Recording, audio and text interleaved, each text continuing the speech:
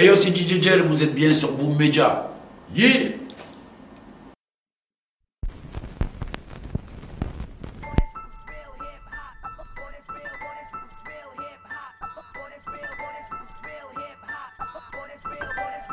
Alors je me présente en 4 phrases. Je suis de Marseille, je suis le DJ de la Funky Family, je suis de Belzunce et je suis un ancien dans le hip-hop. Comment j'en suis venu à me servir des réseaux? En fait, le truc c'est que j'étais obligé quelque part.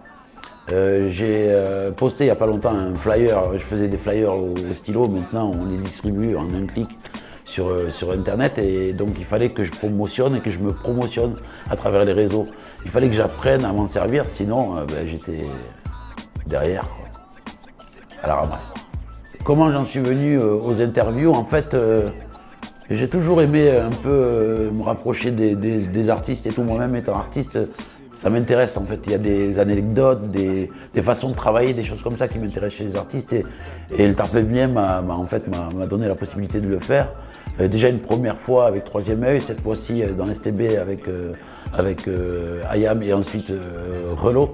Donc voilà, c'est un truc que j'aime beaucoup, cet exercice de style. J'essaie un peu d'apporter un peu ma touche, de le faire un peu aussi improviser, essayer d'apporter des anecdotes, des trucs comme ça. Mais ouais, j'ai envie de continuer là-dedans, ça m'intéresse. Et puis, il n'y a pas que le DJing dans la vie, quoi. Est-ce que j'ai déjà essayé de rapper? Ça s'est fait sur un premier morceau de la Funky Family, mais je suis très très mauvais. Ça s'appelle C'est comme ça, Big Up One. Et en fait, j'ai re-rappé sur mon dernier album qui s'appelle Rendez-vous. Et avec Sat et Choa, en fait, sur un track qui s'appelle Le rythme et la rime. Je ne sais pas si j'ai vraiment envie de rapper. J'ai bien envie, oui, d'essayer de faire des petits trucs. J'aime beaucoup animer les tracks. Ça, j'adore animer les tracks. Tu vois, les hoster et tout. Mais je sais pas, qui sait, s'il y a quelqu'un qui veut m'écrire des textes, vas-y, je suis partant. Je vais essayer avec moi. Hey. Alors, mon importance dans l'indépendance, on va dire, pourquoi avoir continué et pourquoi continuer dans l'indépendance et pourquoi avoir commencé dans l'indépendance. En fait, pourquoi je viens en l'indépendance, c'est parce que il n'y a rien de mieux que le do it yourself, vous le savez vous-même. Il y a des années, j'ai commencé, oui, mi-90, à avoir une structure qui s'appelle Don't Sleep. Et on faisait de la street promo, et j'ai produit des artistes comme des gommes, 100% Cassa. On a produit de la SAP avec Mathias.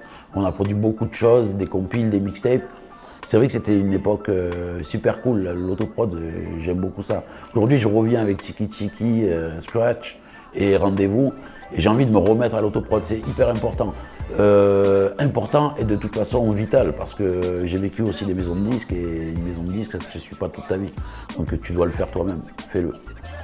Alors les futurs projets, il y en a plusieurs. Il y a une espèce de capsule, un mini-album, et je sais pas, vous allez voir vous-même. Il y a beaucoup de mixtapes qui vont sûrement arriver, beaucoup de mix, beaucoup de soirées. Beaucoup de tracks avec des artistes, beaucoup de scratch sur des projets d'albums. Je big up Yoshi, je big up Pou, Relo, je big up. Enfin, il y en a plein sur lesquels je suis. Il y a Imen, l'Amicatio, vraiment là où sur plusieurs projets. Et voilà quoi, le but c'est de produire encore et toujours.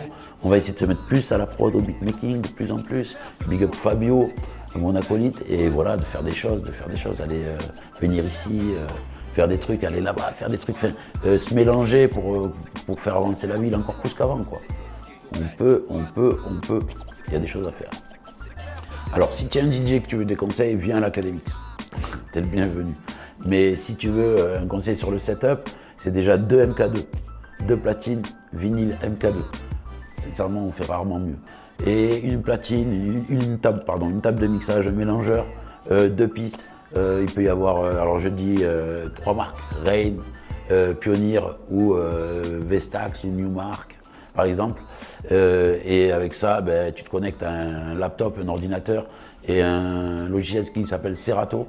Tu vas avoir 2 vinyles time-codés, tu vas mettre tes cellules dessus. Tu vas brancher ça à des enceintes amplifiées et tu vas commencer à mixer. N'oublie pas le casque aussi. Et à partir de là, normalement, tu peux commencer à mixer. C'est le meilleur setup. Évidemment, sur les tables de mixage, tu pourrais prendre une DJM S9 ou une 72 de chez Rane. Et les platines, je te dis, comme sur les MK2, il y a rien de mieux. Alors, selon moi, les 3 meilleurs DJ de l'univers sont DJ Scratch, DJ Cash Money et évidemment DJ Rock Raider Executioner. Yeah. Voilà, moi je suis un petit performeur, mais je dirais il y en a des bons, il y en a des bons. Chez les potos, il y en a des bons. Des tics, bisous. Saligo, bisous. Il y en a tellement d'autres. Fly, bisous. Code, bisous. Pon, bisous. RH, bisous. Enfin, il y en a, on peut encore continuer comme ça. Il y en a en France, il y en a plein. En tout cas, je big up tous les DJ de France et de Navarre, Belgique, Suisse, Luxembourg, le Bled aussi. Il y a des DJ de malades. Alger, Maroc, Tunisie, Afrique, Canada. Je big up à tous les DJ du monde. Mais les DJ de chez nous sont fat, on peut rien dire. French Touch. Alors, qu'est-ce qu'un bon DJ selon moi? C'est déjà quelqu'un qui écoute de la musique, beaucoup de musique. C'est pas forcément quelqu'un qui est technique, hein, parce qu'il peut y avoir des bons sélecteurs, des bons scratchers, des bons remixeurs. Enfin, il y a de tout, quoi, dans toutes sortes de DJ. Dans le reggae, dans l'électronique, dans le funk, dans le rap. Il y a beaucoup de bons DJ. Et même dans ce qu'on appelle la disco mobile, quoi, tout ce qui est discothèque, il y a des bons DJ. Et selon moi, un DJ, c'est quelqu'un qui va pouvoir tenir son public avec de la musique, en lui créant des souvenirs un peu, et en même temps en le faisant kiffer, en le faisant voyager. C'est comme une histoire que tu racontes le temps d'une soirée. C'est éphémère, hein, parce que ça n'existe plus après, ça disparaît, tu vois. Le mix disparaît à la fin de la soirée, mais c'est très intéressant.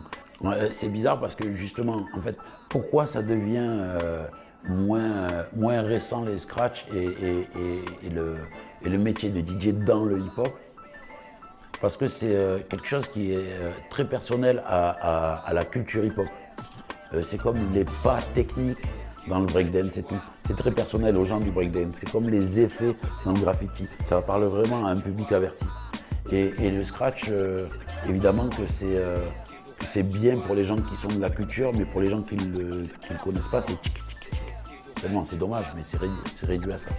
Par contre, évidemment que les Dre, Lord Finesse, Premier, Diamond D, tout ça, Bismarcky, Redman, etc. sont DJ en fait.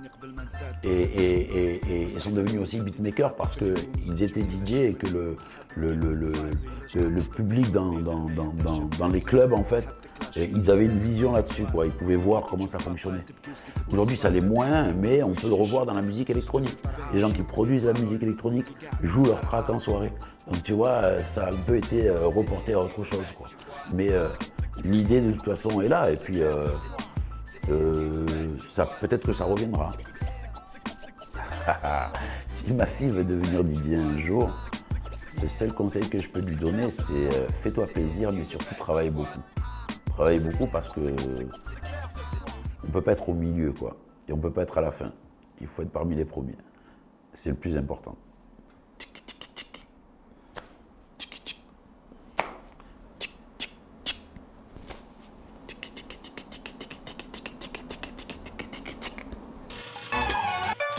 Boom, boom, boom.